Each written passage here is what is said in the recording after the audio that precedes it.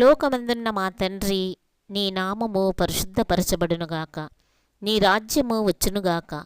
నీ చిత్తము పరలోకమందు నెరవేరుచున్నట్లు భూమియందునూ నెరవేరునుగాక. మా అనుదిన ఆహారము నేడు మాకు దయచేయము. మా ఎడల అపరాధం చేసిన వారిని మేము క్షమించున్న ప్రకారము మా అపరాధములు క్షమించుము.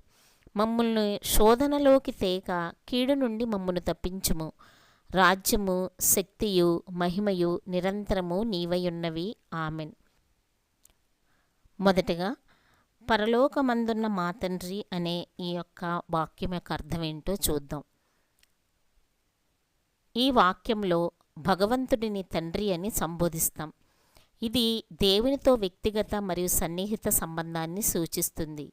దేవుడిని మా తండ్రిగా పేర్కొనడం క్రైస్తవ మతం యొక్క సామూహిక స్వభావాన్ని నొక్కి చెబుతుంది. ఇక్కడ విశ్వాసులు